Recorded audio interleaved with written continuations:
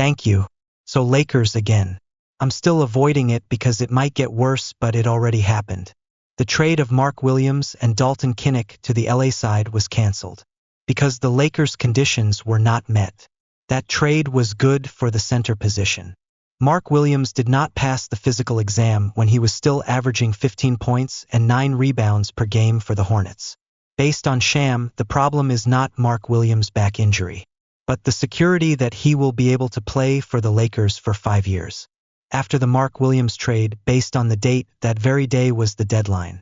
Jared Greenberg said that Williams has a back injury, squealing pipe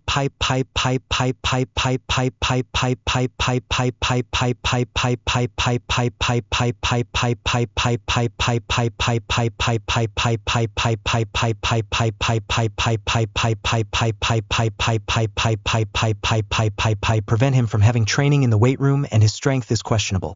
Greenberg even apologized for that in the report, that he said what the insider gave him was inaccurate. But apart from that, it looks like the Lakers saw another red flag to avoid the trade. Mark Williams really has a history of injuries. He hasn't played many games since his rookie season. That's why the Lakers can't use him long term. He's also obligated to sign a paper contract if he's been drafted. The one who has the call to void this trade with Mark Williams is Rob Pelinka. Fans are back at the Hornets that the team tried to bring in. Trade the player who is already damaged. They have almost the same injury as LaMelo in the foot. Their games are limited in the regular season. Even when William was put in the G League, his foot was still injured. If the trade for Anthony Davis had come sooner, LAC Nick Richard might have caught up. The Hornets are also allegedly avoiding giving Williams a contract. It's not part of their long-term plan.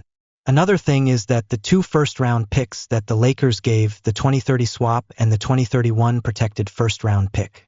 This is also what made fans wonder why they gave that much for a center who is already a brother. They also traded their first-round pick, Dalton Kinnick. Dalton and Cam Reddish were brought back to the lineup.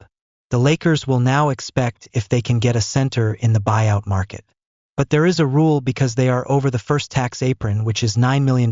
They cannot take a big man or player who has a previous contract of $12.8 million or more. Along with the Lakers, teams such as the Nuggets, Celtics, Bucks, Minnesota, Knicks and Suns cannot take a big contract after a buyout. There is no best big man available right now in the buyout market. They are talking about Daniel Tice, in case 6 to 8. That is still undersized. PJ Tucker was included in the list that can be put in the middle. But right now, the best available big man that LA can get is Mo Bamba. Or so if the Raptors buy out Chris Boucher. That's just Chris Boucher. They are looking at whether he will be out of the Nuggets. In case there is a center who becomes available with a contract of $12 million or more that the Lakers can get, what they can do is release a player whose contract is up to $9 million. In case the Lakers get someone who is still a center, they still need to release a player from their lineup. So Bronny is still safe here, he can't be moved. Either release Cam Reddish or Christian Wood, because they already have 15 players on the main roster. If they can't get him, Marcel Man might be available. I forgot the name again, then Koloko, they still have a big man there. You're still weaker than the Lakers with Jackson Hayes. The Lakers can get around the restriction because they have a big man, Maxi Kleber, who was Luka's partner in the trade. He was accepted even though he had an injury. Based on the report, it's still 8 weeks or 2 months before he can be evaluated. When can he play? He's also one of the candidates who can be waived, but he still has 1 year left on his contract.